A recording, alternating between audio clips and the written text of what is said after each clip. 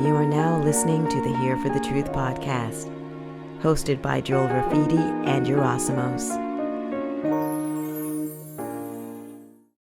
All right, everybody. Welcome to episode 101 of the Here for the Truth podcast.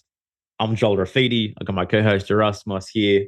As always, today we have an incredible guest. We got Will Keller in the house, and we're diving deep into natural law, into objective reality, objective morality, into what freedom and truth actually mean, how we can actually apply these in parenting as well. This is an awesome conversation which is applicable to every single person on the planet. So please enjoy Will.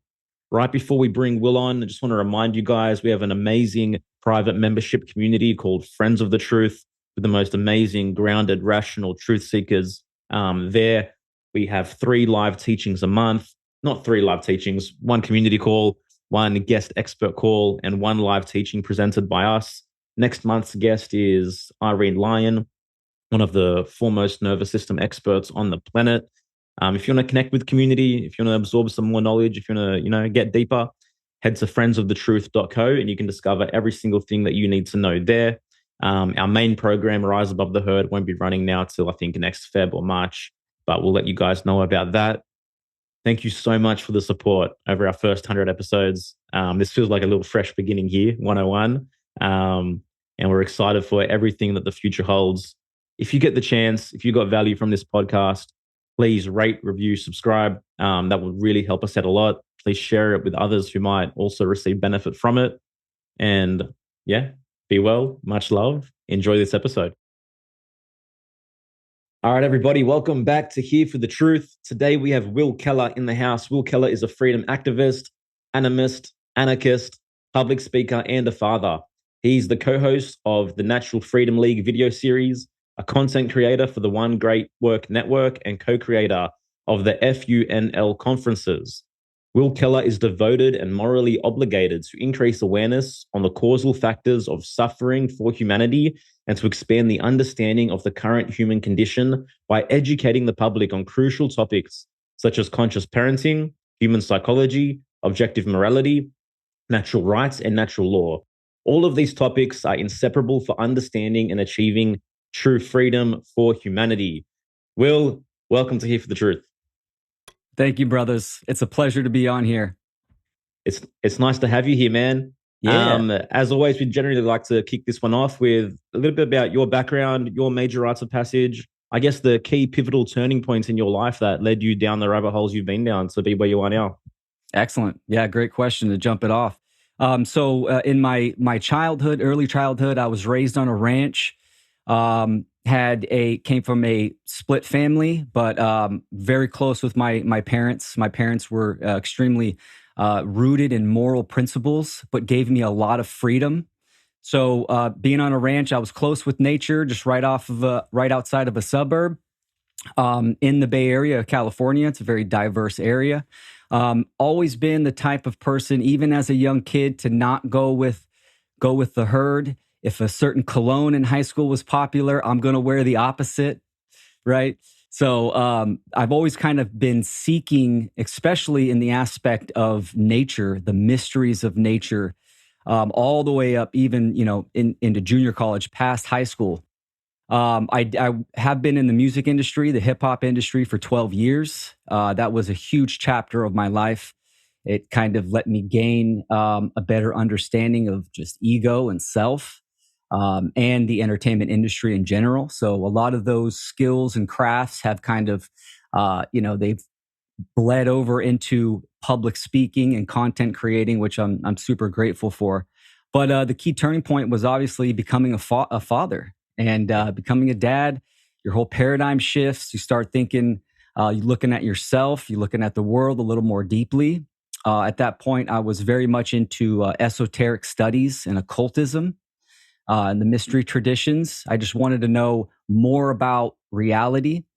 And then I found myself coming out of my music career, I found myself in drug addiction, which is the catalyst that launched me into self-development and even deeper into psychology. So coming out of that hole, I got to a point where I'm a father now. My daughter is young. I need to get my shit together, right? So it pretty much it catapulted me in my own little personal hell, where I just looked in the mirror and started doing that deep shadow work of learning how I got here and what makes me tick. And I gained some very unique introspection from that process, and I started to apply it after coming out of those dark nights, applying it to the world. Came across researchers like Jordan Maxwell, Michael Tessarion, Mark Passio, which was just crucial information, and really just took everything that I was learning from occultism and the principles and the mysteries of nature, and just condensed it into one package, practical package of what's going on in the world. And then at that point, taking that in for a couple years and just really, soaking on it, I have the moral obligation. When you really get down to the causal factors of what's going on in the world, you got to act, and you got to stand up and say something. So now I'm a public speaker and a content creator. I love doing public events as well, being live in the flesh and conveying, serious talks of information. So that's where I'm at. Cool. Were you a hip hop artist? Like, were you made music, or were you behind the scenes? Or were you in front of the camera? So I did both. I personally have 4 solo albums, and I co-produced 3 albums. So I started off, I just created a record label. I was producing and doing the engineering. I built a studio in my garage. So I just did it from the ground up and had a bunch of artists on there. We did a lot of touring across Southeast Asia and across America. So it was fun, man. It was a great experience. I can't wait for your album with Joel. Joel's was a hip hop artist, and I guess you could say still is. It's not his focus Sweet. Right now, but I love it, man. Awesome, man. Yeah, we got to collaborate. I feel the itch. I haven't been in it that long. So the music and the hip hop I called it feel good music. It's for the club and all the cliche type of stuff. But conscious hip hop is where I would be going if I get back into it. So, and my partner John, he's actually making music as well. So awesome, man, bro. Very, very similar journeys for sure. My first love was hip hop. My first major passion was, wanting to produce and create hip hop and rap. And definitely also was able to, I guess, repurpose some of those gifts and some of the things I learned when it comes now to podcasting and to speaking and so what.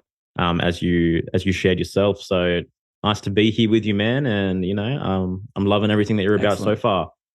So I guess my question from here is, when you began to have these turning points and had these major introspective moments and gathered these unique insights, I guess, what were those things that really, I guess, clicked you into gear? What were some of the main realizations you began to have? Absolutely. And, a big theme in my work is I try to simplify the profound. So, communication is key. That's really good. But if comprehension isn't there, then it's going to go over people's heads. So I simplify concepts. I define words. This is just part of what I do. So bringing it down to the basics of what is going on in the world.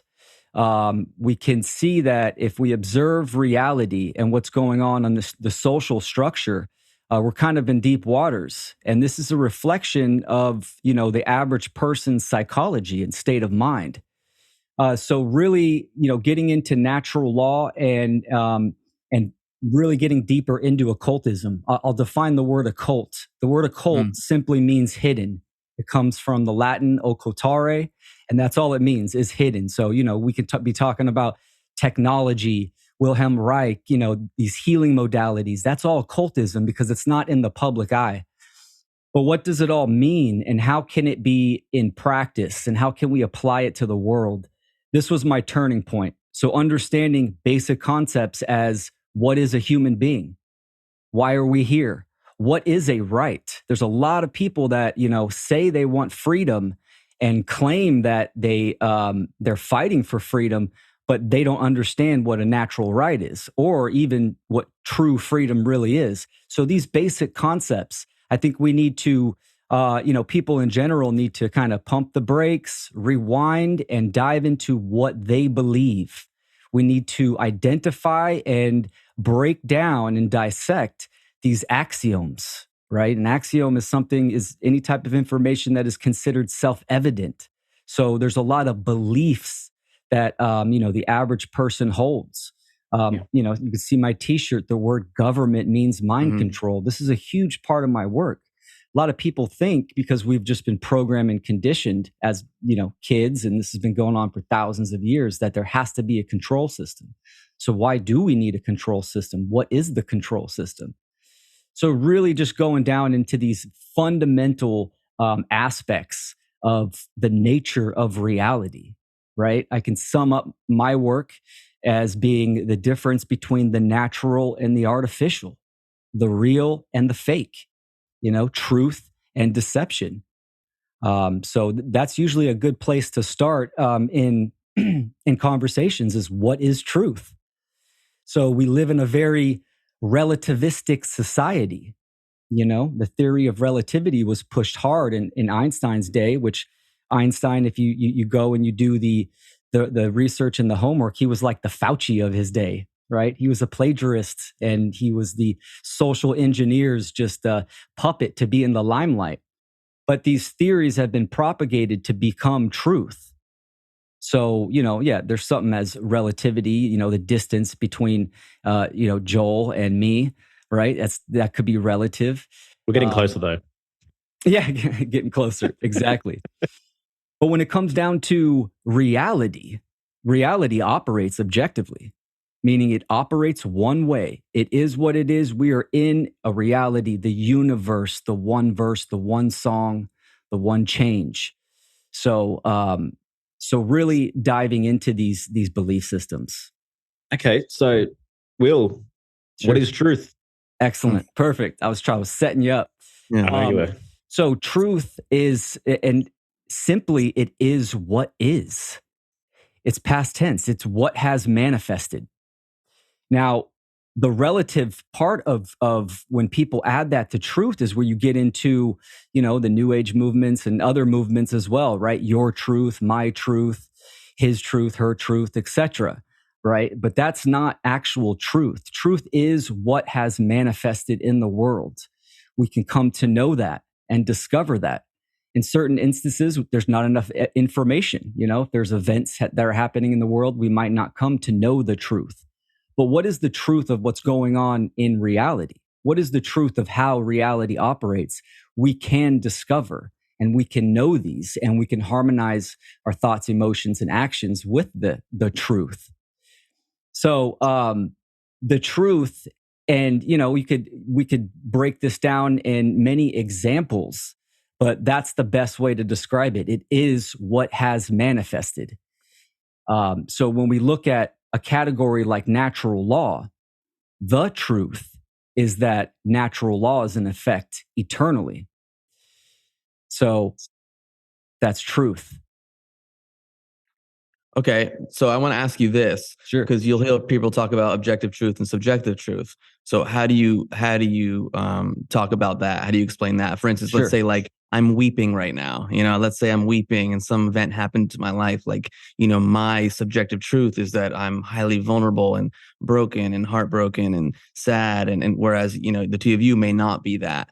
Correct. So how do you engage in dialogue around those two concepts?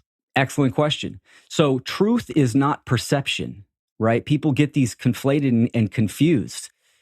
Truth is not based on perception. Your perception is subjective and it is relative, right? But there is the truth, which is objective in nature. So yes, if someone is crying and they're sad, yes, that is correct. They are sad, but that is their individual subjective experience, right? It is not the truth. So the truth doesn't mean something hasn't happened. So when we look at the world and we say, well, this person's perception, this person says reality is operating one way, and another person says it's operating another way, it does not make both of them true. There is the truth. Someone is correct, right? So this is where we can use a process. Hopefully we can talk about the trivium process of truth discovery, which is actually critical thinking. Go for it, man. Let's dive into that. Excellent. Yeah, for sure. And this is a huge topic. I talk about conscious parenting. Any parents out there, I mean, people in general need to know the trivia method. So trivium, let's define the word. It is Latin for its trace and viam. So you got two parts. That's three-way path or roads. So this is the three-way path to truth discovery or critical thinking. You have grammar, logic, and rhetoric. So the first stage of grammar is when you're collecting all the available information, as much information as you can from an eclectic array of sources, right? That's step one. Step two is logic. This is the processing stage. This is where you put all the information together. You see the similarities, the contradictions. You weave those out. And then the rhetoric stage is where you come to your conclusion. Now also, and this is the scientific method as well, right? But also the trivium is interesting because this is exactly how reality manifests, right? So we can look at it as the Trinity as well: thoughts, emotions, and actions. So our behavior, we make these choices, we act on the information that we hold. So that step one is grammar, the available information. This is where the social engineers, right, the controllers of the world, this is where they infiltrate. Because if people don't have the correct knowledge, then their actions, excuse me, that's I love your pup, my man. sidekick, man. He's always got to be on my lap. I love it. So if we don't have the correct information available, then we're going to make incorrect choices and incorrect behavior and actions. This is why government schooling and indoctrination is so powerful, and this is why they focus on this so much. So, grammar school, anyone? Exactly. And I mean, it goes younger when, kindergarten, pre-K, daycare, all this kind of stuff, man. They have to put that wedge in the family dynamic as soon as possible because they want to be the first ones to put in that information. Because ultimately, the goal is to get humans to take incorrect actions and behaviors. This is the law of manifestation. The law of manifestation is not based on emotions. It's based on actions. It's not about what you feel. It's about what you do in reality and how you act. Now, your thoughts and your emotions in that order, right? They can influence and create your actions. So the trivium method is important to know, to discover truth and to see what truly is going on in the world. You can utilize this process in internal development, right? In your own psyche and what makes you tick and self-development. But this is also how the reality manifests, how we create the desired result that we want. We need correct information. We process that internally, and then we take the correct actions and behaviors. So if the information is distorted from the outset, then obviously that's going to affect the entire decision-making process. It's going to the logic's going to be flawed. The logic's going to be distorted as well. Exactly. So the whole thing is compromised from the get-go. Exactly, for sure. This is how the newscasters and the TV anchors, right? This is what they do. They mix in a little bit of correct information, but a lot of false information to trigger a response, to get an entrainment, to give you the wrong information. And with indoctrination school, right, one thing that they want to promote highly is that the belief in authority. So this is the whole premise of my work. If we have to ask and we reduce of what is the main issue in society, it's the majority of people have incorrect thinking. Therefore, they lead to incorrect actions. And we can even dive deeper on that to what those are and solutions. Let's go for it. Yes, keep rolling, man. Sure. I love what you're saying here. Cool, man. Excellent. So what is the incorrect information that leads to incorrect actions, right? It obviously is the most important information that one can attain. Knowledge of self and knowledge of reality. What is a human being? How does a human being operate?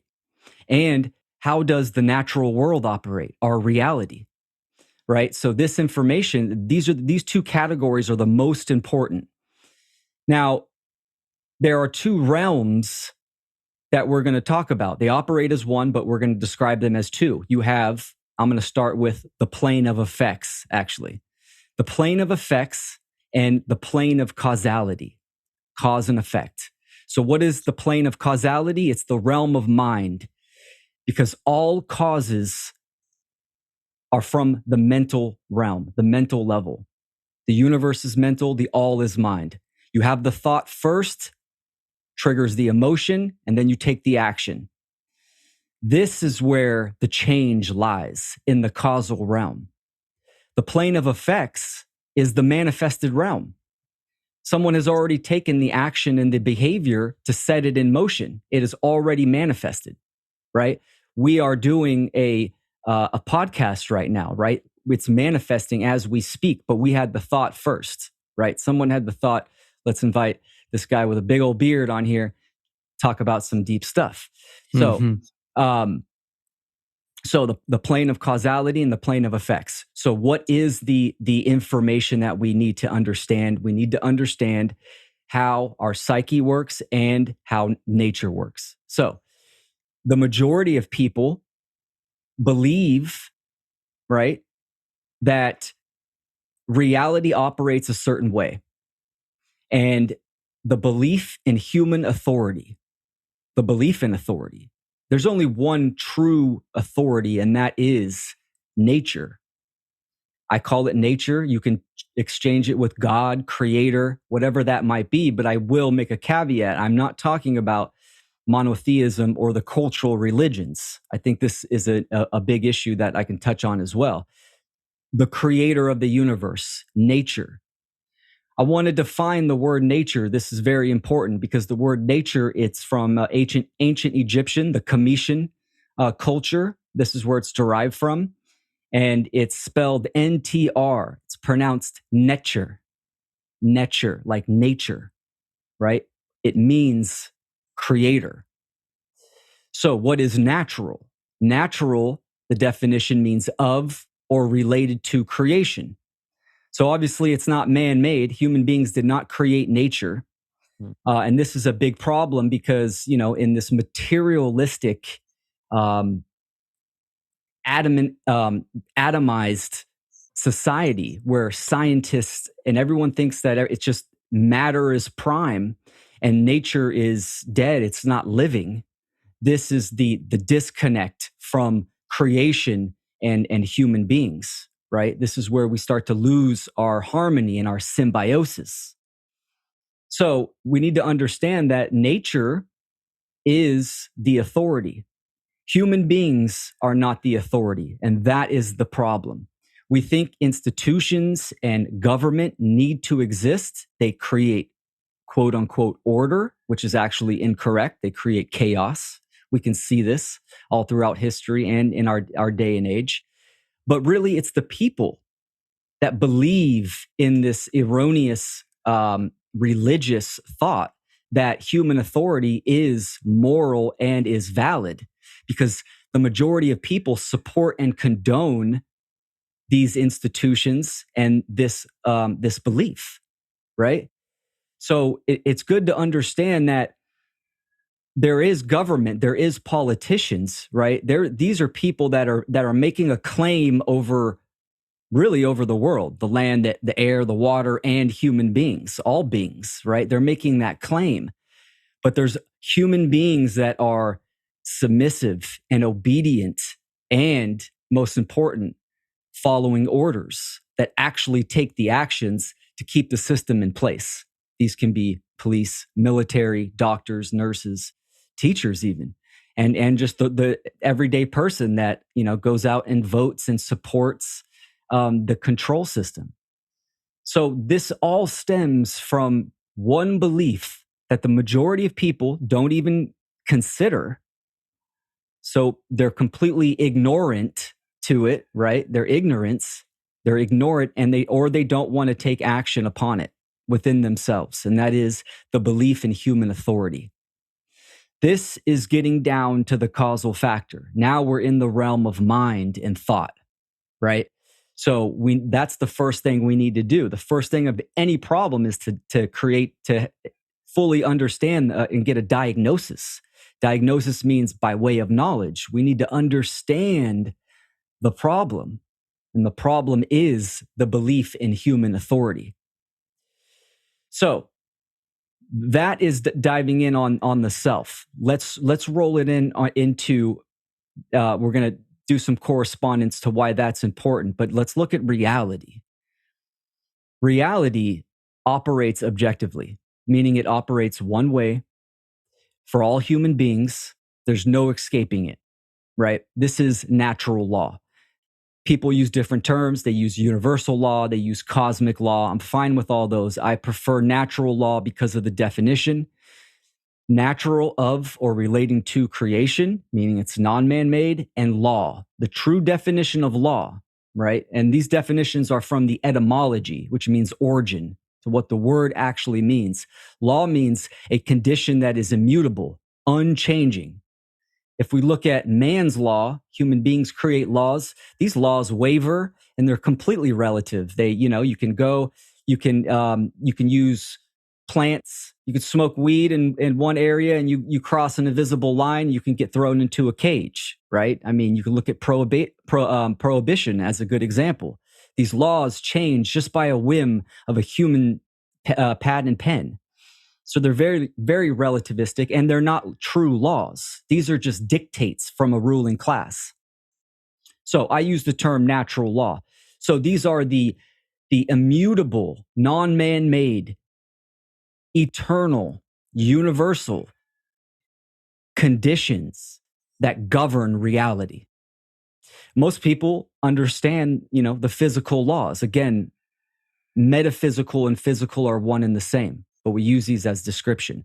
People understand gravitation, magnetism, thermodynamics. They understand that. Don't touch a hot stove. Don't jump off a cliff. Why? Because it doesn't matter who you are, you're going to fall. You're going to burn yourself. There's no way around it, right? I mean, so that's fact. That is truth. And this is immutable. So we know these physical laws. But the physical realm, as I said, in the realm of the effects, is the manifested realm. The realm of metaphysics, which means beyond physics, this is the realm of consciousness and energy. This is where it starts. A lot of people know these principles as the Hermetic principles: mentalism, correspondence, polarity, vibration, rhythm, cause and effect, and gender.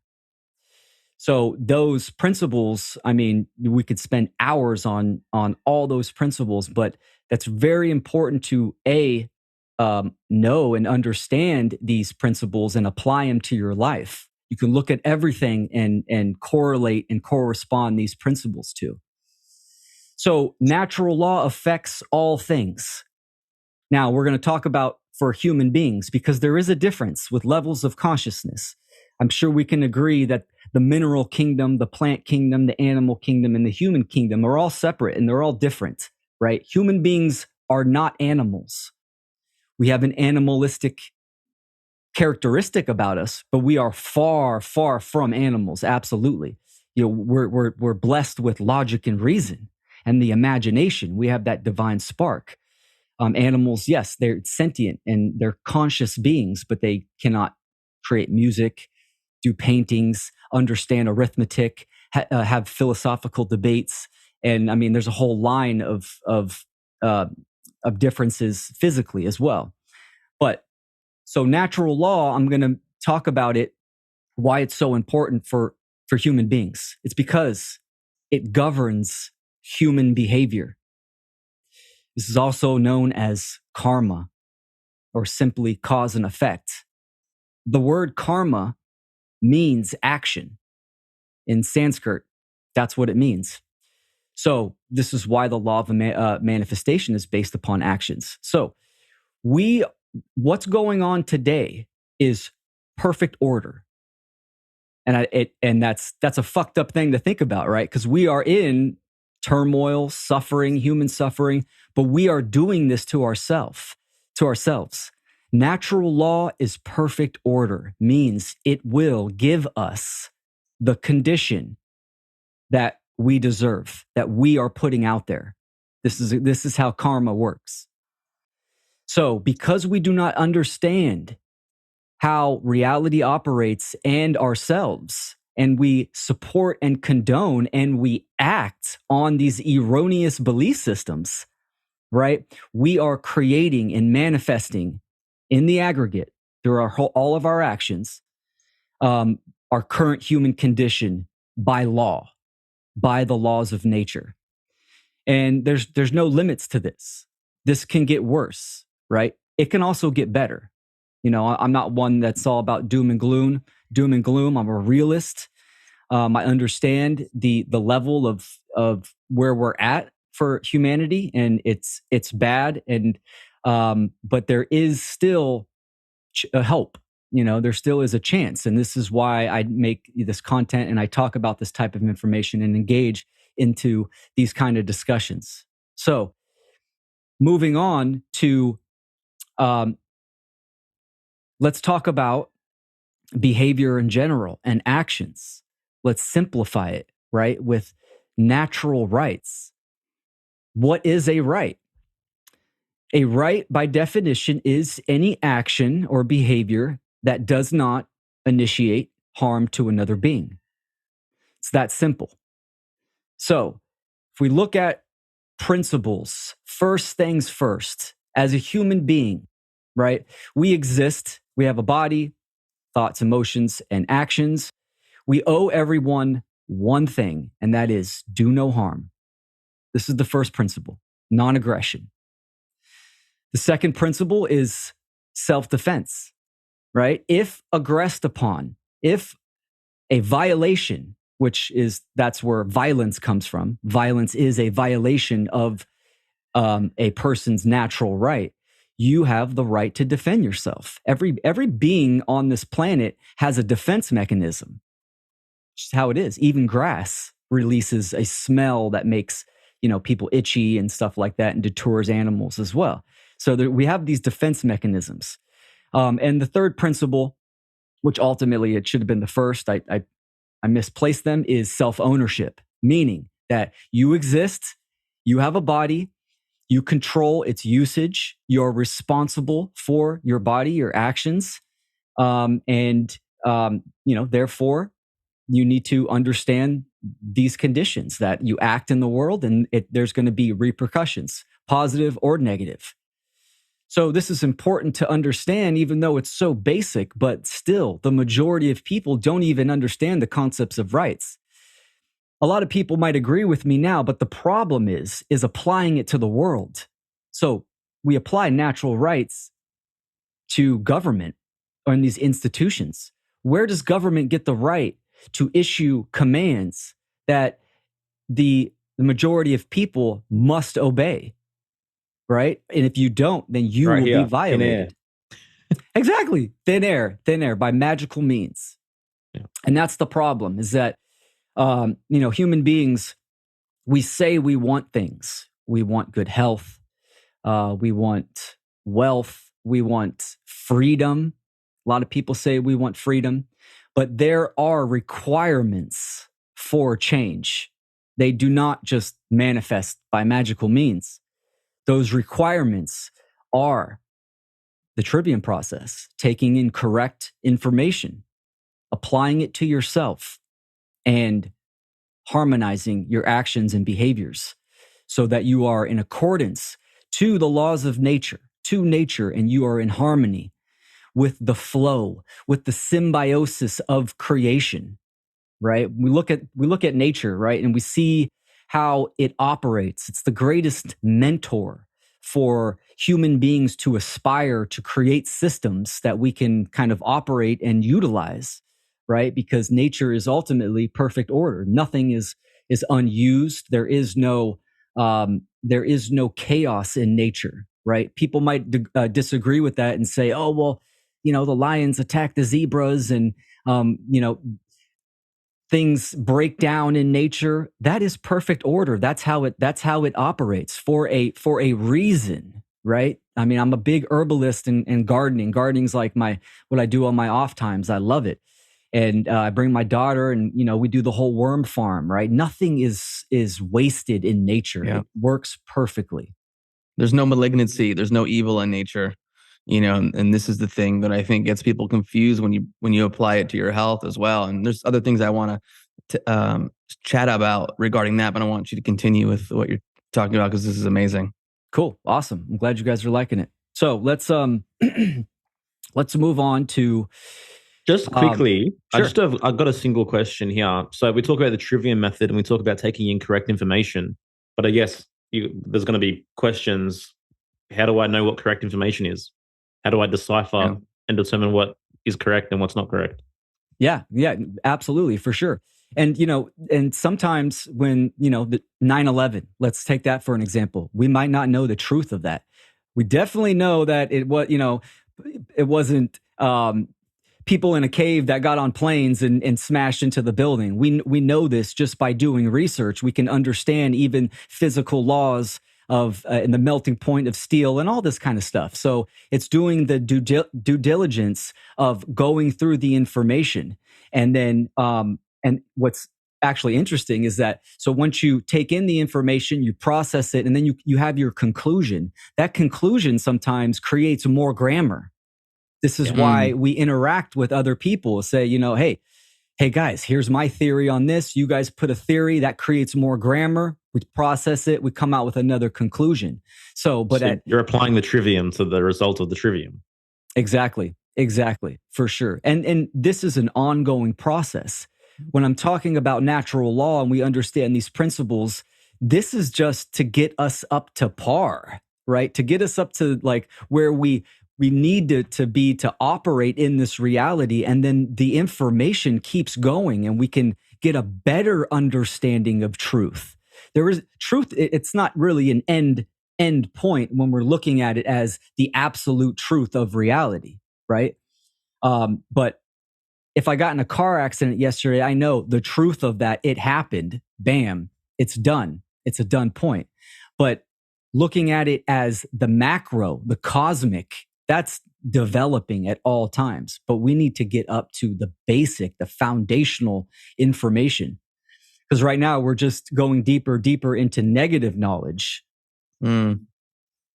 It's interesting too when you apply, obviously you were talking about the trivium and this idea of the architects of control focusing on misinformation, because you mentioned earlier about do no harm, as a right. So for instance, I would have a right that I'm not going to engage in a certain medical procedure, or I'm not going to wear a mask. And based on my knowledge that I've gained in my research, I don't believe that invisible microscopic particles floating around in the air are going to cause harm to another individual. Whereas another person that's taken in different, I guess you would say, grammar based on that, or different information, thinks something differently. So this is the dance that happens. Yeah, exactly. For sure.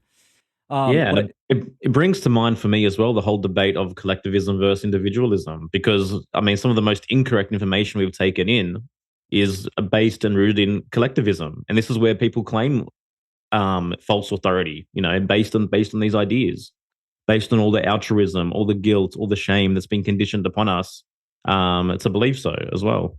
Exactly. For sure. Yeah, exactly. And that's why we need to dive into belief and knowing, right? Because you can know something. There's been studies done even in the whole terrain theory and virus theory, right? Where I'll give you an example, a personal example, right?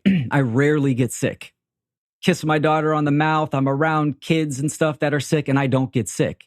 Now I understand taking care of my body and taking care of the terrain and health and all that stuff. But there's been studies done where they released a quote unquote virus into it was like 50 or 60 people, and only a small fraction of them got sick. Well, why is that? So there's contradictions even in their own models. And it does. Collectivism is a big problem, because what is collectivism? Well, it's just individuals that share the same belief. That's all it is.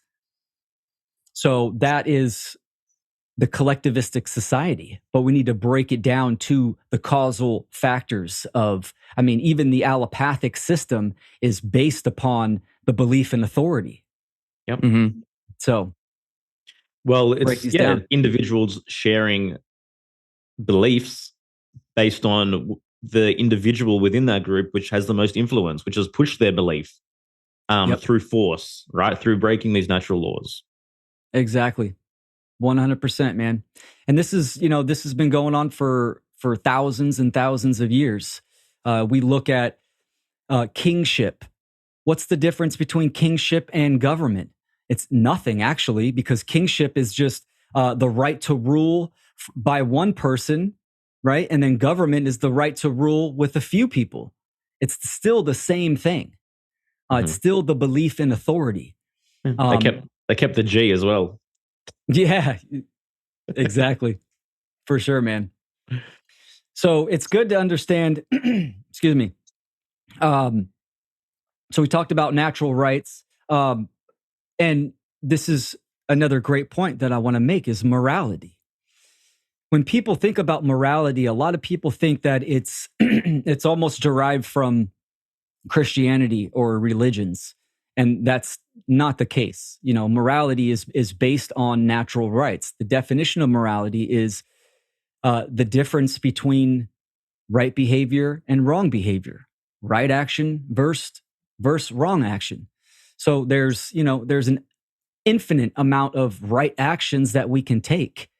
But if we use a process called apophasis, this is the apothetic method, which is using the negative, looking at the negative to get the affirmative, right? So looking at what it is not to discover what it is.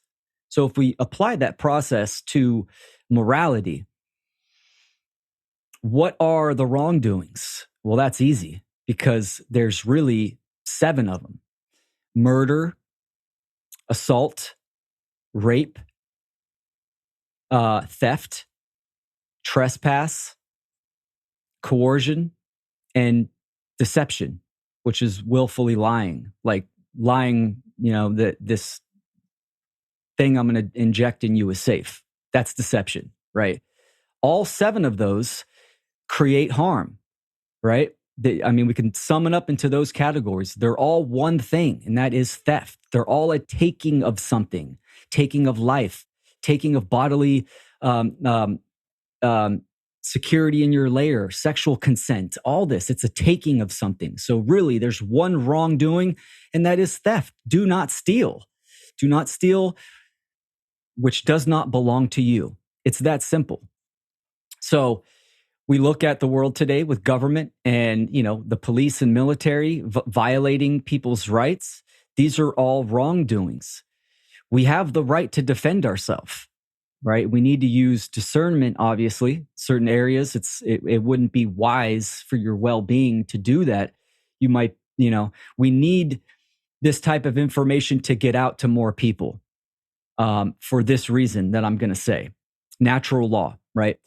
Karma works in the aggregate, in the whole aggregate of society, because it works individually as well, but it's not as potent to a planetary manifesting a planetary condition, right? So it's like we add up all the individuals, and if the majority of the population are immoral, taking incorrect actions that cause harm, supporting government and supporting immoral and coercion institutions, you're supporting that system that is creating harm. You're adding to the pot of energy, right? So the human condition, by law, by natural law, it's going to manifest. So we need morality, natural rights, natural law, which is how reality operates. We need this information to get out to people. The more people understand that, integrate it within themselves, then they can change their actions and behaviors. This is the law of freedom, meaning that a morality is directly proportional to freedom. As a society becomes more immoral, then it becomes less free. We get 100%. slavery. And then if a society is moral, freedom increases, right? So our current human condition is one of slavery. We are enslaved. Now, there's two parts to this. There's physical slavery and mental slavery. All three of us absolutely are not slaves mentally. Unfortunately, we are slaves physically because we operate in this world and the majority of people are condoning it, and there is a control system. When you make a claim onto someone, that is the definition of slavery. If you need a license or a permit to travel upon the earth, you are making a claim on their body. That is the definition of slavery. Now, we can look at slavery, and most people, they think about, I'm in America, they think about the Civil War times with black slavery and all types of other different type of slavery from all different types of races, right? So whips and chains, overt slavery. Now, overt slavery, it's easy to discover, right? I mean, it's right in the open. You're seeing people get whipped and chained and murdered and raped. And I mean, it's easy to say, okay, yeah, we're fucked. This is slavery. But covert slavery via mind control is the worst, because the majority of people do not understand that they are slaves or they're enslaved, and they keep propagating the system. They are the gears and the wheels that turn the system and make the slave, the condition of slavery continue. So that's harder to diagnose and to see. And this I love how you said via mind control, considering Absolutely. your shirt via Yes. government. Yes, exactly. And the bottom actually says, it's got the breakdown, the etymology. Government, breaking the etymology down, gubernare is Latin for control. And mentes is the mind. Government literally means mind control. It's crazy. Yeah. What do you think is the ideal in terms of, okay, no government? Like, do you believe in zero government? Like, if we have an immoral society where most of the people are immoral, are we just going to wave a magic wand and go, no government, and now we are free? You know what I mean? Good question. Yeah. So this is going to be multiple lifetime process to how what I see is pulling back from that control system. As individuals, this would be detaching. I call it detachment activism, right? You're detaching from the system by not participating in paying taxes or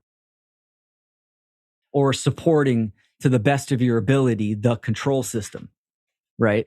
So this is going to be a long process, but how it would operate, obviously on a local level, right? Voluntary interactions. Human beings, and this is kind of the big issue with people. They think, oh gosh, no government. Well, then there's just going to be chaos and people are going to be killing everyone. And how is society going to operate? And it's quite simple. It operates on voluntary interaction. People, it's consensual to go to the store and buy groceries. The person that's bagging your groceries is consenting to taking that position. So ultimately, we would have a society where we all have unique skill sets. You would be doing those skill sets. That would be contributing. Your life passion would be contributing to society. But everything would be done on a local level. Farming, everything should be done on a local level right now. It's not. It's done on a global level with manufacturing and production and all this. And this is part of, the agenda that they're trying to go for. But there's still going to be individuals that breach that voluntary boundary, right? Oh, absolutely. And great question. And I'll say this right now. Look, we exist in this reality to learn lessons. This is not a utopia. The word utopia means nowhere. It doesn't exist. This realm is never going to be perfect whatsoever. So even if we didn't have government and we're living in a free society, this is the fear of freedom. People are scared that they might have to act and defend themselves at some point. So it doesn't mean that there's still, someone's not going to try to violate you, steal from you, hurt you in any way, right? Yeah. This is understanding these principles of self-ownership, non-aggression, and self-defense. So this is where, the majority of people, we want government to save us. Because there's bad people out there to cause harm, we want government, the bad people, to protect us. So they don't cause harm. I'm a avid reader of Ayn Rand, and a huge fan. And there's lots of similarities between what you're proposing here as natural law and, I guess, objectivism and some of her theories as well. And she suggested that the only role of government should be to protect individual rights, i.e., protect the individual from theft or from force. So, what if the only role of a government was to enforce natural law? What are your thoughts on that? Can't happen, because I'll tell you why. Mm-hmm. Because the only one that can protect, I'm the only one that can protect myself. Right? So as soon as you abdicate that responsibility to a group of people, then you're getting into a totally different realm. This is how the American government, this is how it was established. Oh, they're only going to protect our rights. Yeah, right. It never works that way, because you're creating an elite class, and that will always spiral out of control. You can never have the belief in government, the belief in human authority. You can never make a wrong a right. So we need to understand. Now, this doesn't mean that, if we're living in a community that, we don't protect the old people. That's not what I mean at all. I'm just saying that we as human beings need to understand our responsibility, our ability to respond to the natural world, and that we are responsible to defend ourselves and responsible to defend our own rights. So you think if, like, in this hypothesis that we're suggesting here, that if someone came and killed your entire family, that there should be no reprieve? If someone just came and burned down your house, right, there should be no reprieve. Oh, like, no, there should be no third party barometer to decide anything. Sure, you can have an investigative party, right? Because the interaction is voluntary. The problem is when you're creating a type of government that is regulating rights. They say, okay, that was right, that was wrong. That's when you get into an issue. Does that make sense? It makes sense. In what I'm thinking, I don't think that this government would be determining rights. I think they'd be simply upholding an agreed right, which I guess in your instance would be natural law. For me, it would be individual rights, but same thing. Ultimately, who knows? Like, we're not yeah, there. Exactly. It's not a current reality right now, and we're hypothesizing and having a dialogue. Because even when you were talking, I was like, well, if everything's at the local level and there's a community of 150 people, would there be like 10 people that would be part of some council that would determine certain things? Like, let's say someone came in from another local tribe and took your crops and burned your house down. You know what I'm saying? So it's just interesting to think about. We're not there, obviously, but we're Yeah, Great, and the great thing question. is, there's always going to be savages, right? Oh, for sure. Savages. Exactly. And I get when I'm out and I'm doing like street education and stuff, I get people, and this conversation always goes that direction. And I try to my main point is, yes, you guys, those are great, excellent questions. And that's the thing. It's like, look, one, we're not there yet. Who knows what that's going to look like, right? All we know is that morality is objective, meaning it doesn't waver in harm, right? Harm's the common denominator, and human beings can cooperate and work together in a voluntary exchange. Who knows what that's going to look like? But like you said, we're not there yet. What's going on right now is that we have psychopaths that are violating people, and the majority of people are condoning and supporting it through a religious belief system of the belief in human authority. Yeah. Oh yeah, we're so far in the opposite direction. We just need to at least take some of the load off before we can start thinking about what it might look like. For sure. Exactly. Yeah. For sure. Definitely. All right, Will. What is freedom? Great question. Yes, what is freedom? I did a whole presentation on this where I simplified it as best as possible. So freedom, right, is obviously the state of being free, the state of free will expression. That is the state of freedom, simply, right? So understanding rights and natural law, how reality operates, it's really important to understand the mindset, the psychology in this realm, right? So we all know that fear drives control and slavery ultimately, right? The level of consciousness of slavery and control is fear, and one of love is freedom and harmony with nature and with oneself.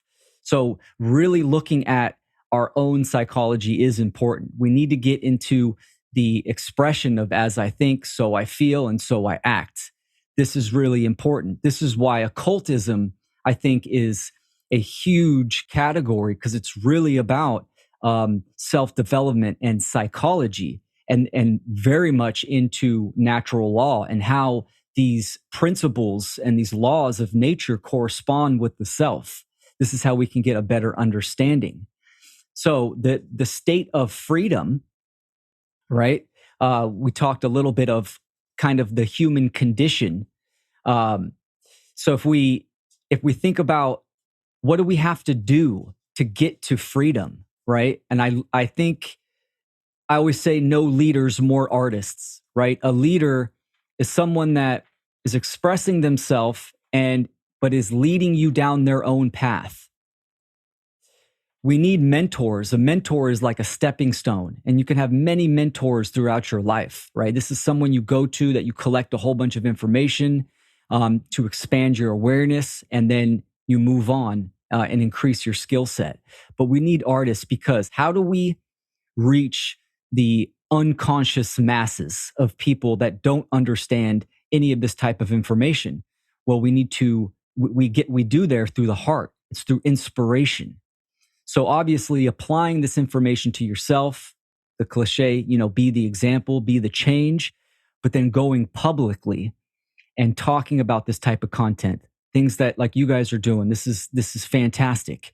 But it's important to understand what modern literacy is today.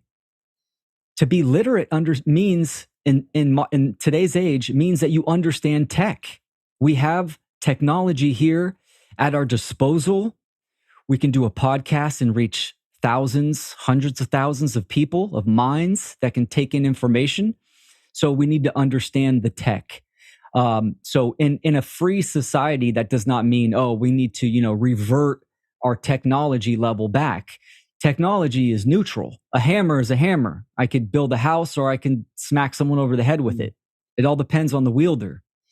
So this is important to understand, that the majority of people are illiterate to what's going on in the world and with themselves. And also for the solution base, they're illiterate on how to get a message out, how to create freedom and talk about freedom. Right? I mean, there's a lot of, control systems that are censoring information and taking videos down. YouTube's not the only video platform, if people don't know, right? There's Odyssey, there's all kinds, BitChute, there's all kinds of things, and marketing and promoting and getting the message out.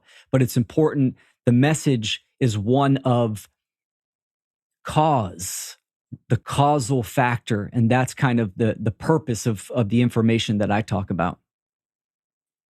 Yeah, I think it's pretty incredible too when you look around, especially the last several years, with these alternative platforms that are coming forth. So no matter what the architects of control are doing, there's always going to be people that are going to come up, they're going to use thought, and then they're going to, create new things, take action. And I think in some ways, maybe not be one step ahead, but yes, like create something new that allows this information to get out there to impact more and more people. I mean, like you said, a podcast. It's kind of incredible. Yeah. We've been doing this for a year and a half, and sometimes Joel and I go, wow, man, like we're just been doing this thing, and it's amazing how many people it goes out to. Now, we're not Joe Rogan where we get 10 million people that see it, but still, there's that impact, that ripple effect. You impact one person, and who do they impact within their community? And it becomes exponential. So, I mean, it's been really incredible to witness, not just on our end, but just everyone else that's doing what they're doing, what you're doing. And you see it, man. You see there is. I'm more of I'm a realist, but I'm also an optimist as well. Where I feel like there's pretty amazing and profound change happening, and a lot more people are looking at what these architects of control are doing, and they're just like, what? Nah, fuck that shit. Yeah, that's why I say, you know, I do say that there is not a great awakening. There's a great awareness. And to me, that's opportunity. That's where we have to jump on it, because yes, there are a lot of people that are kind of looking around going, wait, you know, shit's kind of fucked up right now. This is some dark shit. So that's the time to get out there and go public, create content. Because, you know, when I said no leaders, more artists, what does an artist do? An artist creates art. What is art, right? Art is expression, it's energy, it's action. We're creating that. And then, you know, and you put it online and it becomes an art of fact. Yeah. So it's kind of cool. And even that word artist, I think so many people have it mixed up, but they're like, well, but I don't paint and I don't dance and and it's like what you just said, the simplicity of it is creation and expression. Yeah. And, you know, one of my favorite quotes is, you know, the most creative act you will undertake is the act of creating yourself. Even like from that place, self-knowledge, knowing yourself, you know, healing your wounds, becoming more self-aware, and then how then that leads to future creations and what you do and how you move forward and how you act. And so, you know, I think this word artist is so amazing, but people have this like, I'm not that. I'm not an artist. I'm not a creative person. When I think every person is creative. It's inherent in being a human being. Absolutely. And you're right on that, man. Dead on. The social engineers, right? The dark occultists, they understand this. And the death of the imagination is rampant. When we talk about freedom, the fear of freedom is really, you know, the death of the imagination, because people can't imagine what it would be like without the control system. It's the slave identifying with the oppressor. I mean, it's horrible. And that's what it really is. We all have this capability, that divine spark, that creative essence, and it just needs to be activated in people. And this is where, you know, content and energy and stuff like you guys are doing, it inspires people. And I mean, I found you guys because someone on Facebook shared your podcast, and I'm like, oh, these guys are dope. So cool, yeah, and we found you because you reached out as a result. You know, yeah, that's right. That's the ripple effect, right? That's what we want to create. Yeah, man. And I mean, this ties back into the trivium as well for me, because like when the grammar is so distorted, when the information is so incorrect, when the inputs are so convoluted, look at the kind of art we get in our society today. Yes. You know? Exactly. What's the source that these people are pulling from to want to create this stuff, right? The art's simply a manifestation of, you know, that individual's own personal philosophy at the end of the day. And look around you. We're seeing, you know, toilet bowls and frames, so to speak. Yeah, dude, for sure, man. And Travis Scott concerts. Well, this is why, you know, a huge portion of my work is conscious parenting. And I the information that we've talked about thus far, I bring this into the parenting realm, which parenting to me is, it's more of a stewardship, right? Even the word parenting, it's like a pair of parents renting from the state. It's, you know, it's really a facilitation that we're doing with these young beings that we're there to guide and instill moral principles, the stuff that we talked about today. It's, you know, it's teaching your children that, you know, do no harm, but take no shit, and guiding them to be moral beings and to activate their conscience, their conscience, to know. So, it's really important. So, Will, my two daughters are constantly breaching each other's individual rights, especially when it comes to force. Yes. What are your recommendations? That's great. I have one daughter, right? But she's constantly violating the dogs, man, all the time. No, they just, I want to see what they look like in these little dresses. And I'm like, he clearly doesn't like it. This is the beautiful thing about, you know, being a parent, is that this whole reality is a schoolyard. It's the university, right? We're here to learn. So, you know, young kids, yeah, they're gonna violate each other and they're gonna figure it out. I would say it's on the parents' job to kind of explain to them and lead by example. I'm all about, communication with your children.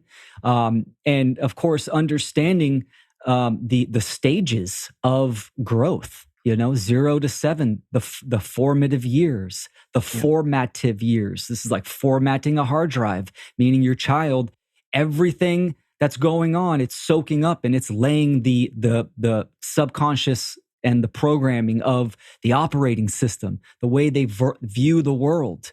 That's why that stage is so crucial. It's also why, the social engineers want kids, parents to sacrifice their kids right into some kind of institution. So it's a tough realm for parents nowadays. The norm is co-parenting, right? Parents aren't staying together and stuff. I'm in a co-parenting situation. A little more blessed that my daughter's mother is more aware than most people. So we can at least agree on principles and these basic foundational things, schooling and that kind of stuff. That's great. I'm a vaccine abolitionist. So is she. So that's awesome. That's but great. How does this work in application for you? Like, what are some of the things that you might do to try, teach your daughter some of these ideas and to guide her, I guess, in accordance with your own philosophy? Yeah. My daughter and I, we both love to garden. I look at creating a garden is a great way to introduce kids to the natural law principles, right? Mentalism, correspondence, and everything, because you can see all these principles in effect, right? The cause and effect within a garden, right? You have the thought first that you want to create a garden. You go out there and the correspondences with the mind is just like a garden, right? The as above, so below. You have the rhythm with the seasons changing. You have the polarity with the male and the female, even gender in there, right? Gender is considered a mental gender, like an energy, obviously biological as well. We can see this in gardening. So it's kind of pointing out these correspondences. I don't force loads of information on my daughter. I just spend quality time, and I'm very aware of her needs. I think with young children, that's really important for parents, is that to provide as much resources for your child's needs. A big message is like, look, to parents, hey, you don't own your kids, right? They're not your property. You are there to guide and facilitate their experience. They are going to they're going to be unique. So it's good to recognize the creativeness and the uniqueness in them and support that, right? My daughter likes to do stuff that I don't like to do, but hey, she wants to do that, and then I'm going to get on her level and play with some Legos and stuff. That's a crude example, but I think a lot of parents, it's called psychological transference. It's when how they were raised, they just carry that on into raising their kids without question. Well, my kids I got vaccines when I was a kid. I'm giving my kid all their vaccines. It's like, even though you probably had 20 and now your kid's getting 70, right? And they never question it. So the phrases, the common phrases in culture, right? Do what I say because I say so. That's all a control, oppressor mentality, right? So it's there's many ways to go through that. I did a 2-part presentation that's really, I think it's really important for parents to check out. Every parent is going to have their own unique style. That's one thing that I say. We can look at someone like Dana Martin, which is a personal mentor of mine. I love Dana Martin. She's on one spectrum with a radical unschooling and peaceful parenting, and then there's other people that are down the gradient to traditional parenting. Right? Every family is going to find their own unique style, but there are principles, like the principles we talked about today, of objective morality and natural rights. These are objective, meaning it doesn't matter your parenting style, it applies to everyone. This is the kind of stuff that parents need to understand, to understand and take in, and then convey to their children as well. Beautiful, man. Thanks for sharing. I'm definitely excited to check out those presentations too. I think it's really important. And it's something that, I think we're in a time now where we all have to look a lot deeper because many of us are navigating for the first time as many people are awakening, coming to greater awareness of, wow, how do we actually be appropriate stewards of this information? Particularly when most of us were still obviously perpetually learning ourselves, evolving ourselves, understanding more of ourselves deeper. So yeah, man, it's process, all right? exciting and it's life. Absolutely, man. It's definitely a process, and it's just time. It's time to create action and for people to activate, and it definitely starts within the mind. So, Will, what's your dream, man? Like, what's your dream? Like the next 5-10 years? Like, what do you want for you? What do you want? What do you see for your daughter? I'm just curious. yeah, good question, man. Um, my dream, I'm fully invested in my daughter, obviously. I mean, I do, I'm in a co-parenting situation. I get lots of time with her. So I'm excited. My long-term dream is to just see how she develops and how she becomes. My personal work is to get this message of freedom and natural law out to as many people, and hopefully do that full time, and just um, maybe get back into music and expand that message in numerous amounts of ways. But and then have a big ass piece of land with a big ass garden on it. But my daughter Violet's definitely on my focus. I'm really inspired by her. Our children are like mirrors to ourselves. She has taught me so much about myself. It's incredible because they mimic right back onto us, right? It's like a mirror. Any of our issues, psychological issues, emotional issues, we can kind of instill those into our children and be completely unconscious about that. So it's just cool to see the similarities and to grow with her, and that's on my focus, and to try to make when she's grown up and she asks me, if hopefully the world has changed, but if it has not, and she asks me, Dad, it's so fucked up. What did you do to help change? I want her to know that answer. So I want to, steadfast on this message, man. Yeah, brother. I mean, I think you're doing a great job, man. I really appreciated everything you had to say. I think our audience is really going to dig it. I dug it, man. Really, your ability to communicate, to be clear, and like you said earlier, to simplify complicated subjects and distill them down in a way that's digestible and understandable is definitely a gift that you have. One thing I want to bring up, only because it's right behind you on I guess your back right, depending on how the camera's set up. Symbolism is a big thing, and many people who will see that symbol of the pentagram will have their own perception of it. So can you explain what that symbol is, what it means, and what are the distortions of that symbol as well? Absolutely. Great question. I'm an animist, like it said in my bio, right? An animist is synonymous with paganism, but people have an issue with paganism, right? Because paganism is created by Christianity and stuff. But an animist is the root spirituality where all other religions took from and created their control system. That pentagram represents nature itself, the five elements of earth, air, water, fire, and spirit. That is the harmony of nature. We have these elements, all these elements, they correspond to the human being, the psyche as well, right? The earth being the body, the air being the mind, the water being the emotions, and the fire meaning actions, and the spirit, right? The spirit that animates our bodies. This is what an animist is. An animist is really a worldview. It understands that nature in reality is all consciousness and energy, right? It's all one. It's all one system and different unique variations.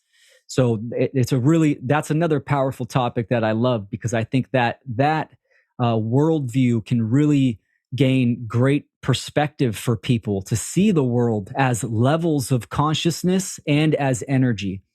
That symbol has been inverted, right? Turned upside down. So spirit is on the bottom And this is representing that the creation spirit, the divine, is beneath man. So the social engineers, the dark occultists, love that symbol, right? The Church of Satan, Satanism, all this kind of stuff. Which, by the way, Satanism, it's not the worship of a goat god, right? Satanism is a state of mind. The majority of people are Satanists in the world. It's the mindset of egotism and moral relativism. That's what it is. So it's a huge symbol. It's got the Ouroboros around it with the snake eating its own tail, signifying the universe and the one song, the universe, right? The continual cycle of nature. Yeah, man, it's so important that we reclaim this symbology and we apply the trivium and we understand the correct information for ourselves as well. I've done some research into certain mystery traditions as well, and another one is Baphomet, right? But what does Baphomet mean? If you break it down, Baph is simply baptism. Met comes from metis, which is wisdom. It means baptism in wisdom. It's just the symbol of the mystery school tradition, so to speak. Yeah. So exactly.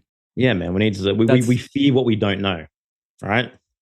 You got it, brother. Yeah, no, and well said. And that's why I'm huge on occultism. There's a lot to understand and learn from there. You just got to have the eyes and ears to see and hear and be ready for it, right? And understand, like you said, symbolism. Manly P. Hall had a great quote. I'm probably not going to get every word of it right, but it's like I know what you're talking about. When human beings understand the world of symbolism, then they will evolve. Or a great veil shall fall from the eyes of men. Yeah, exactly. Something like that. Something like that. Yeah. And this just goes to speak like a cult isn't dark unless it's intentionally dark, right? Yeah. But there's people who are, I guess, manipulating occulted knowledge for dark purposes and for dark intentions.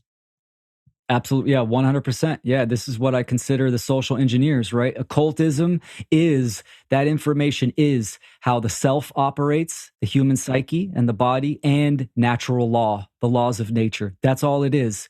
Now you have dark occultists and light occultists, which simply means just how are you using the information, right? Yeah. And you can use it to cause harm, or you can use it for self-development and create freedom. Yeah. It's just like, sorry. No, I was just going to say, it's just like an individual who learns and studies psychology and the nature of the psyche to use it to manipulate others versus to live a more moral life. Yeah. Absolutely. Yeah.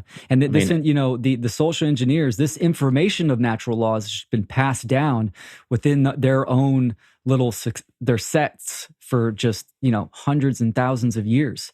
And that's what it's about. We can see the symbolism everywhere and how they just, they use it to their advantage, and it's all for the control of the mind. So, yeah, we all have a personal unconscious, right? That's what's occult within you. That's occulted within you is that unconscious, that which you do not know. Exactly. Yeah, the shadow work, right? Bringing the light of knowledge to that what you don't see, the darkness. This is what education means, right? The word education means to lead one out of.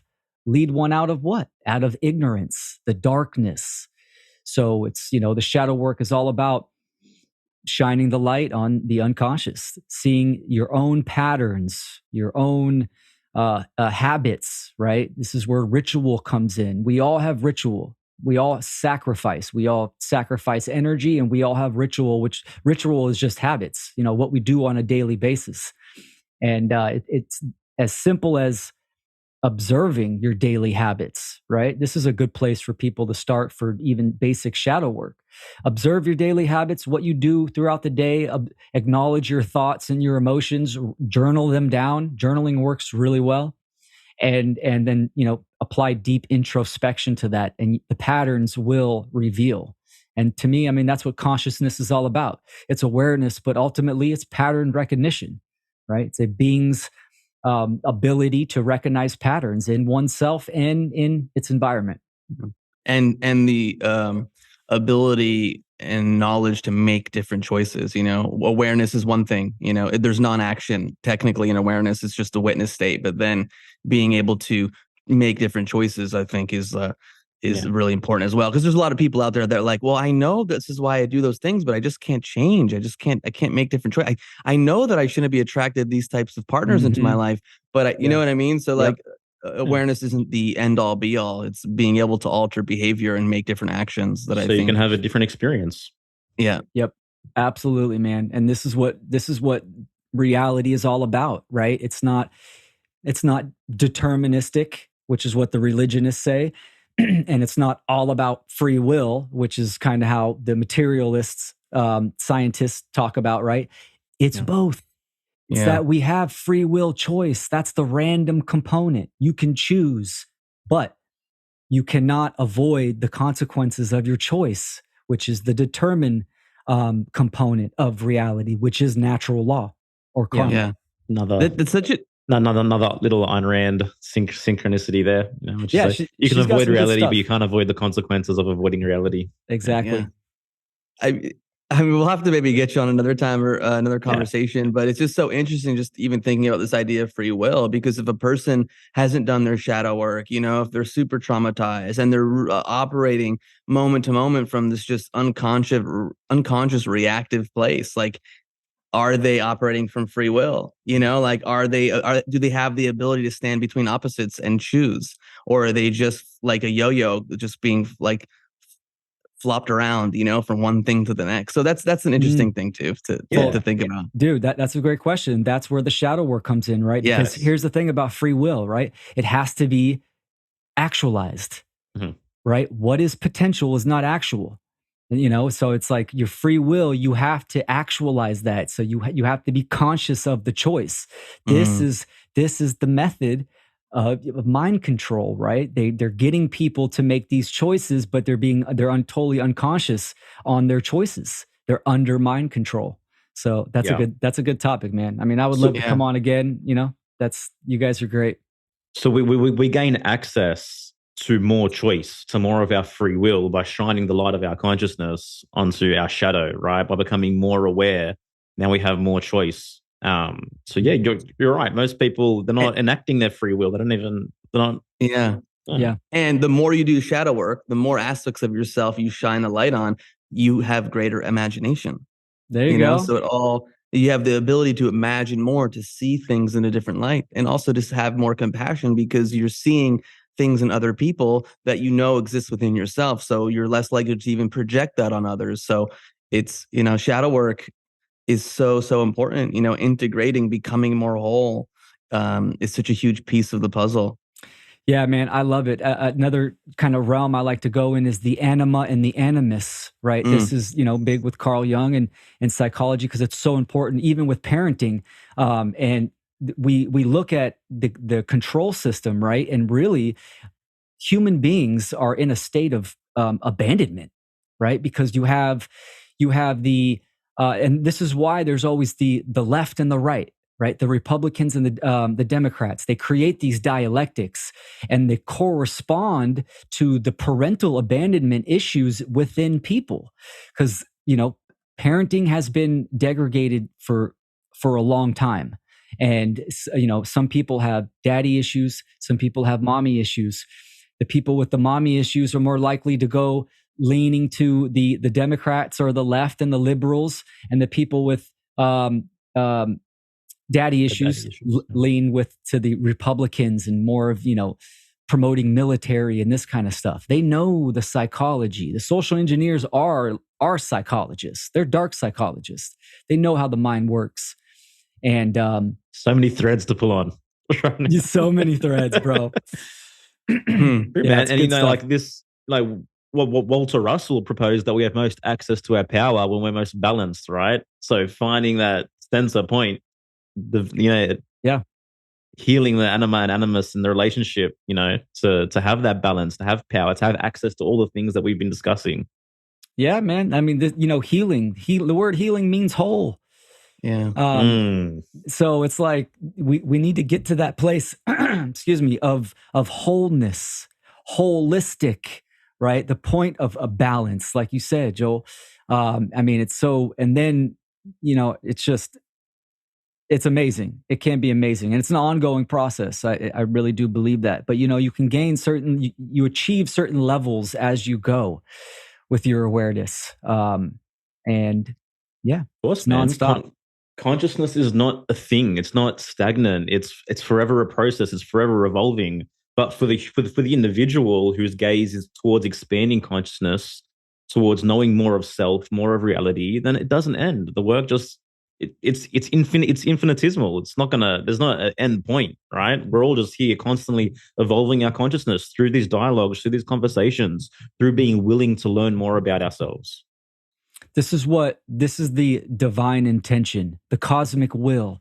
The cosmic will, the divine intention, it wants consciousness to grow, evolve, and expand, just like the natural world, right? I mean, trees, vines, everything wants to grow and expand. This is the nature of consciousness, and this is ultimately our purpose. And it might be many lifetimes that we do this, and it will continue, and we move up the levels as well, or go down the levels. But yeah. Awesome, man. I wanna close off and get your thoughts on this little quote which I've just come across, which I think is very relative to this entire conversation.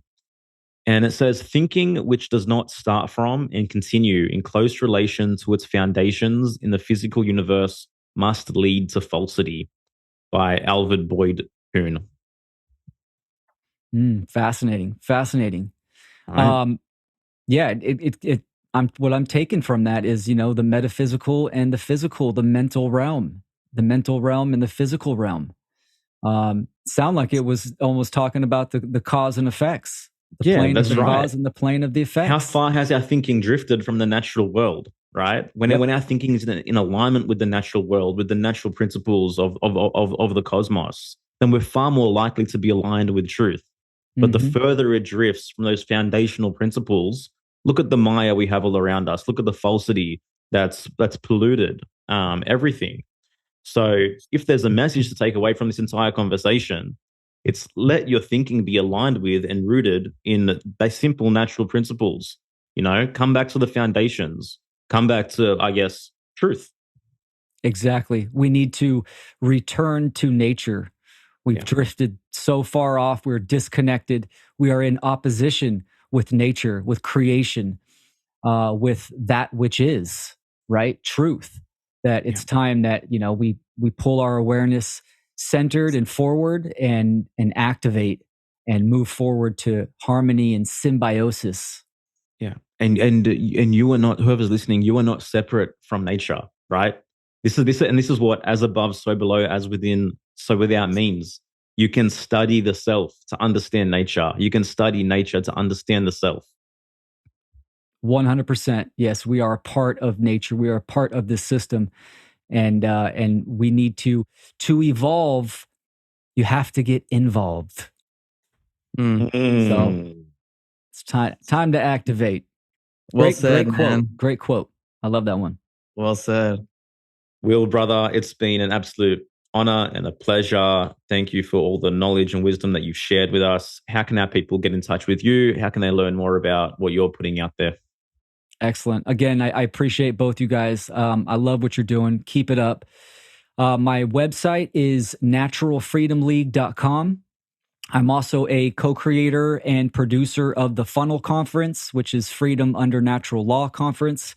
We're going to be planning our third one next year. And the title of it, I'm dropping it right now. It is The Trivium. We had some huge guests on the last FUNL conference, which was called Convergence. All the replays are up. Dana Martin, Andy Kaufman, whole bunch of people, whole list on there. And you can check out those replays and get more information at freedomundernaturallaw.com.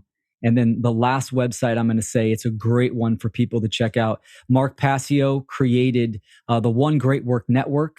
It's a conglomerate of like-minded individuals that talk about natural law and freedom. And it's just a one big network. So there's tons of content creators on there, tons of information to check out. And I'm one of those content creators. So that's onegreatworknetwork.com. Awesome, man. When you said funnel conference, I thought you were going to say you were selling ClickFunnels for a second. Oh. You guys are great, man. Thanks for having me on. I really appreciate you both. Dude, Yeah, it's brother. been awesome. Same here, Guys, man. go check out Will's work. Thanks for listening, and we really appreciate all of you. Take care. Wow. So much incredible, profound knowledge. I didn't know exactly what to expect coming to that podcast with Will, but I'm absolutely blown away by what he presented and by what he shared. And these are universal natural principles, which we can all benefit from understanding on a deeper level. Thanks so much for listening again. Just want to remind you guys, friendsofthetruth.co is our private membership community. If you want to get deeper, meet awesome community. You get 3 calls a month. And yeah, it's a great way to stay on the path of your highest calling, develop more authenticity in your life, and just connect with amazing individuals. We'd love to meet you, love to connect also. Thanks for listening again, and be well. Smoking mirrors, I'm seeing through the illusion. Waking up in a time, they think you're in a delusion. Somebody set the alarms, cause they be too busy snoozing. I'm in a DeLorean, fast forward in evolution.